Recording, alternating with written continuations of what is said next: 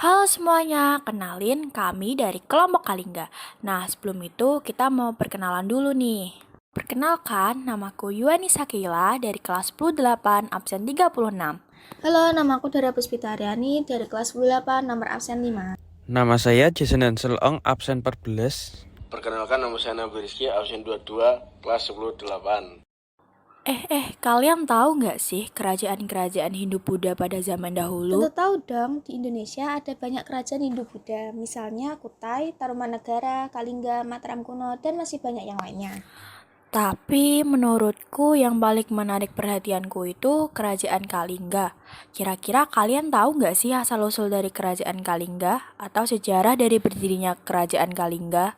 Nah, asal-usul nama kerajaan Kalingga ini berasal dari kata Kalingan.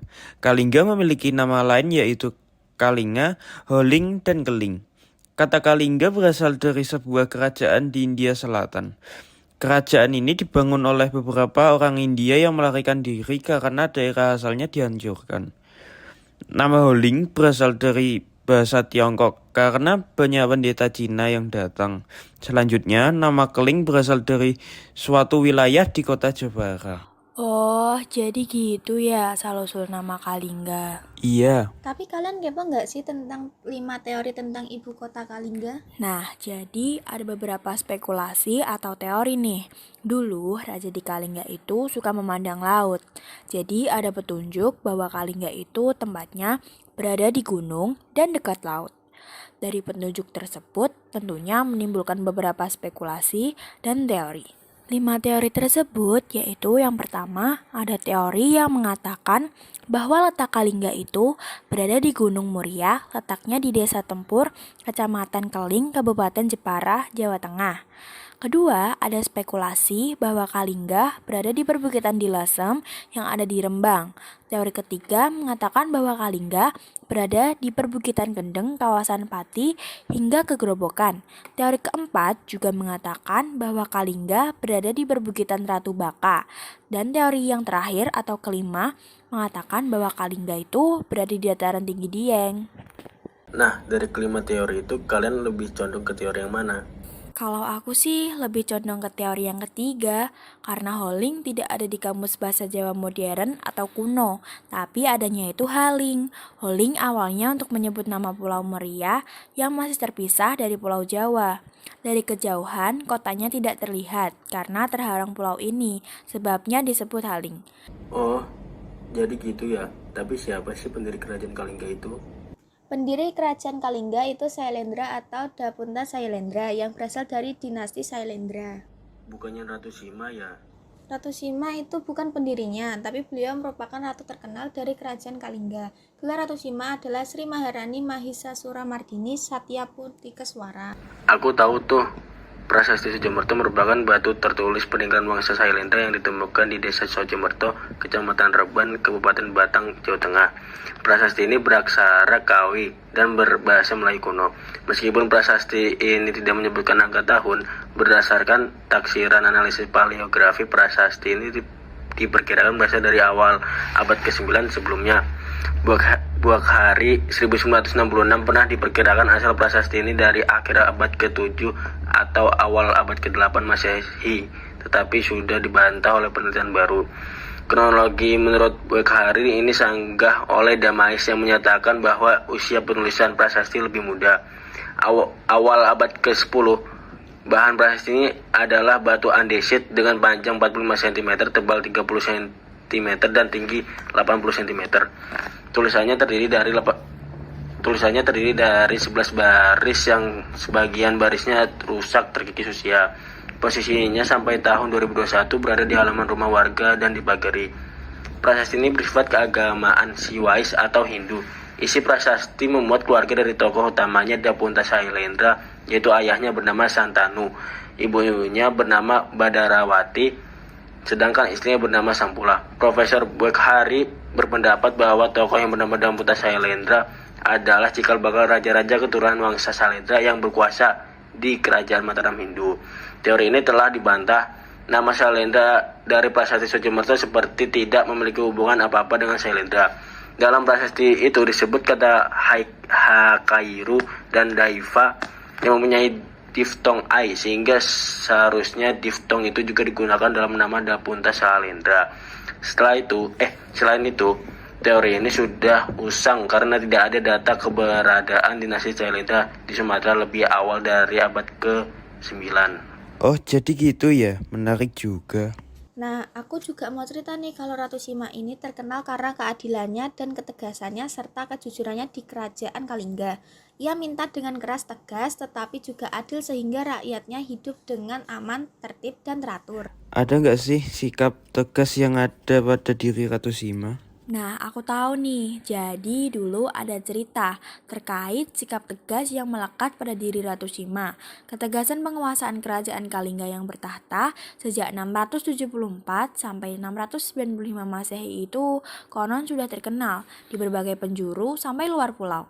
Seorang ratu yang mampu menjadikan Kalingga menjadi kerajaan yang adil dan disegani oleh negara lain.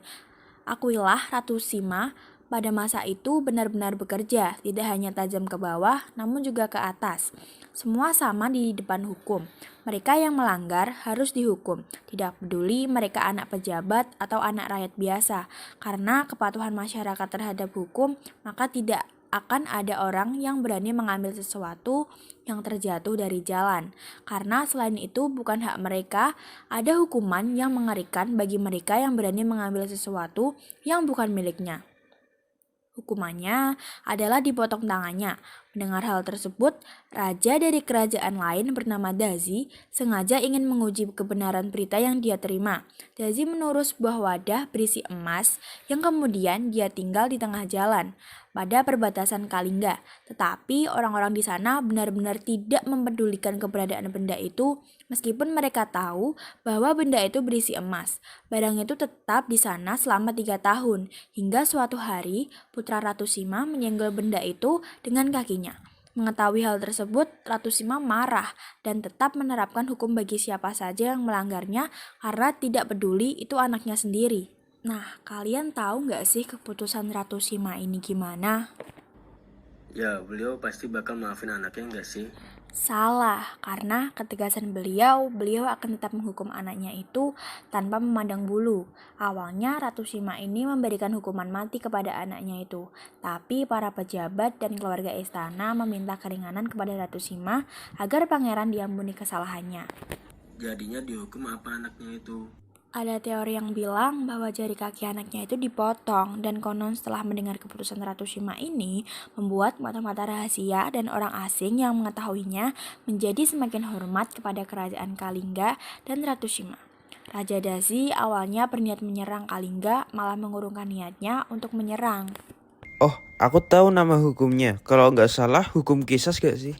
Yap, betul banget. Nah, hukum Qisas ini ada beberapa syarat loh.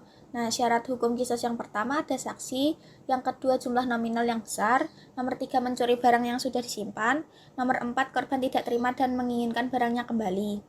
Hukum Qisas sendiri digunakan untuk efek jera bagi orang yang melakukannya. Hukum ini efektif di era kuno untuk memberikan efek jera pada budaya masyarakat zaman dulu yang sulit diatur jika tidak menggunakan aturan yang tegas. Mencuri tidak dibenarkan, namun hukumnya tidak selalu hukum potong tangan, walaupun negara tersebut menerapkan hukum tersebut.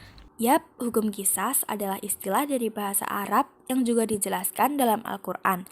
Kata Qisas ada dalam Al-Quran surat Al-Baqarah ayat 178 yang secara umum yaitu ketika ada orang yang melakukan kesalahan harus dihukum atau dibalas dengan perlakuan yang sama. Keterangan lebih lengkapnya ada di dalam penjelasan tafsir surat Al-Baqarah ayat 178.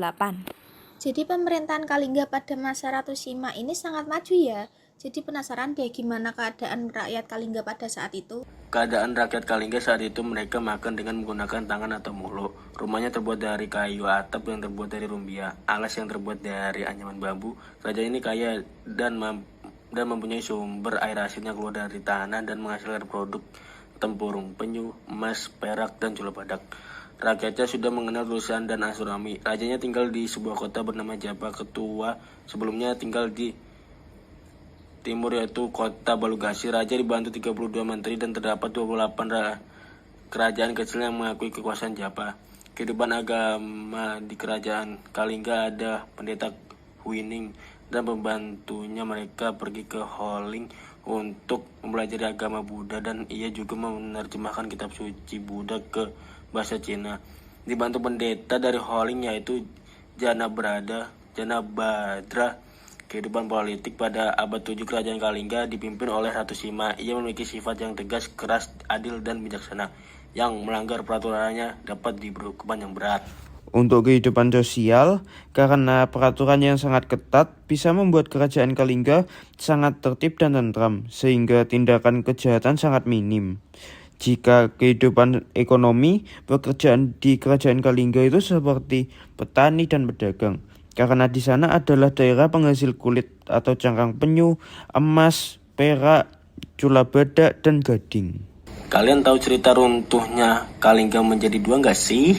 Nah, buat penyebab keruntuhannya, yaitu yang pertama, ada kebijakan yang merugikan rakyat. Ketika sistem politik yang dijalankan oleh penerus Ratu Sima gagal memenuhi harapan rakyat, pada akhirnya beradaptasi dengan kebijakan baru, membuat berakhir dengan merugikan rakyat.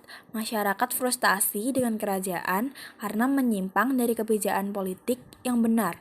Yang kedua, ada kemerosotan ekonomi. Persaingan kerajaan lain seperti Sriwijaya yang juga memengaruhi wilayah pesisir utara Jawa Tengah, akibatnya kerajaan Kalingga kehilangan stabilitas ekonominya. Yang keempat, adanya serangan kerajaan dari Sriwijaya. Sejak penyerangan itu, kerajaan Kalingga berhasil dikuasai oleh Sriwijaya dan kekuasaan Kalingga tidak ada lagi. Sehingga kerajaan Kalingga sepenuhnya diperintah oleh Sriwijaya. Namun di masa depan keturunan Ratu Sima akan menjadi pelopor dalam mendirikan kerajaan besar di daratan Jawa yang disebut Mataram kuno. Oh, jadi gitu ya. Tapi aku pengen tahu deh tentang keturunan Salindra yang bernama Sanjaya. Kalian ada yang tahu ceritanya nggak sih atau fakta-fakta tentang Sanjaya?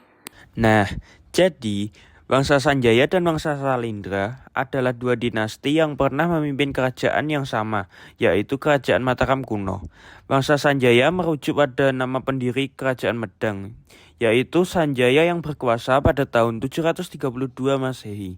Lalu, berdasarkan prasasti Canggal, diketahui bahwa Sanjaya adalah penerus Raja Jawa sana.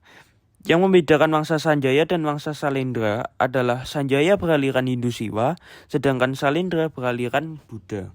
Selain itu, nama dinasti Salindra juga ditemukan dalam prasasti Kelura tahun 782 Masehi, prasasti Abhayagiri Wihara tahun 792 Masehi, dan prasasti Kayumbungan tahun 824 Masehi.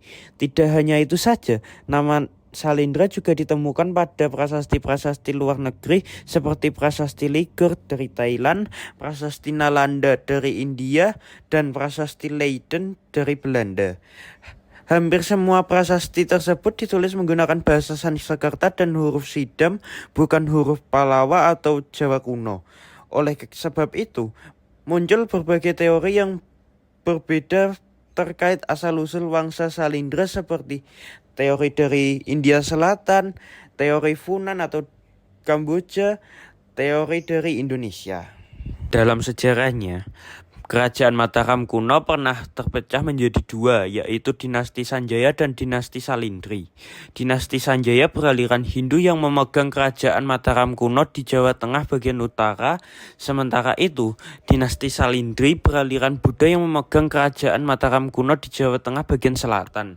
Perpecahan ini berlangsung selama sekitar 1 abad, hingga akhirnya terjadi pernikahan antara Rakai Pikatan dari dinasti Sanjaya dengan Pramodawardhani dari dinasti Salindri. Pernikahan ini menyatukan kembali kerajaan Mataram kuno. Wah, menarik juga ya cerita sejarah dari kerajaan Kalingga. Sekarang kita semua jadi lebih paham sejarah dari Kalingga. Kita semua jadi belajar dan lebih paham mengenai kerajaan Kalingga. Oke. Terima kasih semuanya sudah mendengarkan podcast dari kelompok kami. Semoga bermanfaat dan kalian jadi paham tentang kerajaan Kalingga ya. Bye-bye. Bye-bye.